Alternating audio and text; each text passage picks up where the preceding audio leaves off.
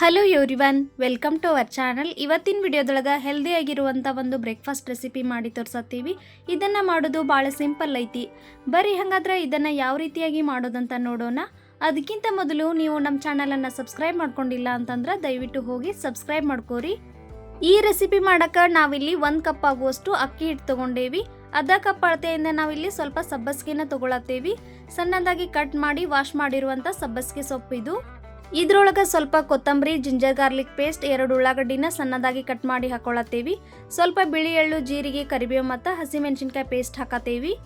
ಹಸಿಮೆಣಸಿನ್ಕಾಯಿನ ನೀವು ಸಣ್ಣದಾಗಿ ಕಟ್ ಮಾಡಿ ಹಾಕೋಬಹುದು, ಇಲ್ಲಾಂದ್ರೆ ಅಚ್ಚ ಖಾರದ ಪುಡಿ ಕೂಡ ಹಾಕ್ಬೋದು. ಇದ್ರೊಳಗೆ ಇವನ್ನೆಲ್ಲ ಹಾಕಿದಾದ್ಮೇಲೆ ರುಚಿಗೆ ತಕ್ಕಷ್ಟು ಉಪ್ಪು ಹಾಕ್ರಿ. ಉಪ್ಪು ಹಾಕಿದಾದ್ಮೇಲೆ ಇದನ್ನು ಒಂದ್ಸಲ ಕೈಲಿಂದ ಈ ರೀತಿ ಕಲಸಿ ತಗೋರಿ. ಇದ್ರಾಗ ಹಾಕಿರುವಂಥ ಎಲ್ಲ ತರಕಾರಿ ಮತ್ತು ಅಕ್ಕಿ ಹಿಟ್ಟಿನೊಳಗೆ ಕರೆಕ್ಟಾಗಿ ಮಿಕ್ಸ್ ಆಗುವಂಗೆ ಇದನ್ನು ಕಲಸಿ ತಗೋಬೇಕು. ಮೊದಲೇ ಇದ್ರೊಳಗೆ ಸ್ವಲ್ಪನೂ ನೀರು ಹಾಕಬೇಡ್ರಿ. ಇದನ್ನು ಹಿಂಗೆ ಕಲಸಿ ತಗೊಂಡಾದ್ಮೇಲೆ ಸ್ವಲ್ಪ ನೀರು ಹಾಕಿ ಇದನ್ನು ಚಪಾತಿ ಹಿಟ್ಟಿನ ಹದಕ್ಕೆ ಕಲಸಿ ತಗೋಬೇಕು. ಸಬ್ಬಸಿಗೆ ಸೊಪ್ಪಿನ ಪಲ್ಯ ತಿನ್ನಲ್ಲ ಅನ್ನೋರು ಈ ರೀತಿ ಮಾಡ್ಕೊಂಡು ತಿನ್ಬೋದು. ಭಾಳ ಹೆಲ್ದಿ ಆಗಿರ್ತೈತಿ ಮತ್ತು ಅಷ್ಟು ರುಚಿನೂ ಆಗಿರ್ತೈತಿ. ಇದ್ರೊಳಗೆ ನೀವು ಸೌತೆಕಾಯಿ, ಕ್ಯಾರೆಟ್ ಯಾವುದಾದ್ರೂ ಹಾಕೋಬಹುದು. ಇದ್ರೊಳಗೆ ನಾನು ಸಬ್ಬಸಿಗೆ ಪ್ರಮಾಣ ಜಾಸ್ತಿ ಹಾಕೇನಿ ಮತ್ತು ಅಕ್ಕಿ ಹಿಟ್ಟಿನ ಪ್ರಮಾಣ ಭಾಳ ಕಡಿಮೆ ಹಾಕೇನಿ.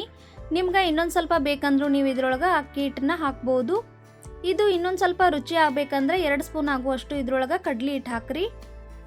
ಇದನ್ನು ಹಿಂಗೆ ನೀಟಾಗಿ ಕಲಿಸ್ಕೊಂಡಾದ್ಮೇಲೆ ಇದ್ರ ಮೇಲೆ ಒಂದು ಪ್ಲೇಟ್ ಮುಚ್ಚಿ 5 ನಿಮಿಷ ನೆನೆಯಕ್ಕೆ ಬಿಡಬೇಕು.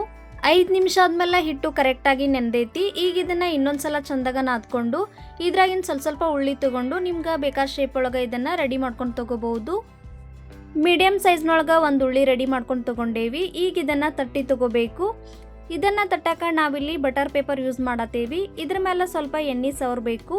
ಇದನ್ನು ನೀವು ಬಾಳೆ ಎಲೆ ಮತ್ತು ಎಣ್ಣೆ ಕವರ್ ಮೇಲೂ ಕೂಡ ಮಾಡ್ಕೊಂಡು ತೊಗೋಬಹುದು. ನೋಡ್ರಿ, ಈ ರೀತಿ ಎಣ್ಣೆ ಹಾಕಿದಾದ್ಮೇಲೆ ಇದ್ರಾಗಿನ ಸ್ವಲ್ಪ ಉಳ್ಳಿ ತೊಗೊಂಡು ಈ ರೀತಿ ಇದನ್ನು ತಟ್ಟಿ ತೊಗೋಬೇಕು. ನೀವು ಇದನ್ನು ರೊಟ್ಟಿ ಆಕಾರದೊಳಗೆ ದೊಡ್ಡ ಸೈಜ್ನೊಳಗೆ ತಟ್ಟಿ ತೊಗೋಬಹುದು. ನಾವಿಲ್ಲಿ ಸ್ವಲ್ಪ ಸಣ್ಣ ಸೈಜ್ನೊಳಗೆ ಮಾಡಿ ತೊಗೊಳತ್ತೀವಿ. ಈ ರೀತಿ ಇದನ್ನು ರೌಂಡ್ ಮಾಡ್ಕೊಂಡಾದ್ಮೇಲೆ ಇದ್ರಾಗ ನಡು ಸ್ವಲ್ಪ ಹೋಲ್ ಮಾಡಿರಿ. ನಿಮ್ಗೆ ಇಷ್ಟ ಇದ್ರೆ ಇದನ್ನು ಮಾಡ್ಬೋದು, ಇಲ್ಲಾಂದ್ರೆ ಹಿಂಗೆ ರೌಂಡಾಗಿನ ತೊಗೋಬೋದು. ಇಷ್ಟಾದ್ರೆ ಸಾಕು ನೋಡ್ರಿ. ಈಗ ಇದು ರೆಡಿ ಆಯಿತು. ಈಗ ಇದನ್ನು ಬೇಯಿಸಿ ತೊಗೋಬೇಕು. ಗ್ಯಾಸ್ ಮೇಲೆ ಒಂದು ತವಾ ಬಿಸಿ ಮಾಡೋಕ್ಕಿಟ್ಟಿದ್ವಿ. ತವಾ ಬಿಸಿ ಆದಮೇಲೆ ಬಟರ್ ಪೇಪರ್ ಸಮೇತ ಇದನ್ನು ಹಾಕಬೇಕು. 2 ಸೆಕೆಂಡ್ ಬಿಟ್ಟು ಬಟರ್ ಪೇಪರ್ ತೆಗೀರಿ, ಅದು ಭಾಳ ಈಸಿಯಾಗಿ ಬರ್ತೈತಿ. ಆಮೇಲೆ ಇದು ಸ್ವಲ್ಪ ಬಿಸಿ ಆದಮೇಲೆ ಎಣ್ಣೆ, ತುಪ್ಪ ಯಾವುದಾದ್ರೂ ಹಚ್ಚಿ ನೀವು ಇದನ್ನು ಬೇಯಿಸ್ಕೊಂಡು ತೊಗೋಬಹುದು. ಇದು ಒಂದು ಸೈಡ್ ಬೆಂದಾದ್ಮೇಲೆ ಇನ್ನೊಂದು ಸೈಡ್ ಕೂಡ ಹೊಳಿಸಿ ಹಾಕಿ ಇದನ್ನು ಕರೆಕ್ಟಾಗಿ ಬೇಯಿಸಿ ತಗೋರಿ. 2 ಸೈಡ್ನು ನಾವು ಇದಕ್ಕೆ ಸ್ವಲ್ಪ ಎಣ್ಣೆ ಹಚ್ಚಿ ಇದನ್ನು ಬೇಯಿಸ್ಕೊಂಡು ತೊಗೊಳತ್ತೀವಿ. ನೋಡ್ರಿ, ಇಷ್ಟ ಆದ್ರೆ ಸಾಕು. ಈಗ ಇದು ರೆಡಿ ಆಯಿತು.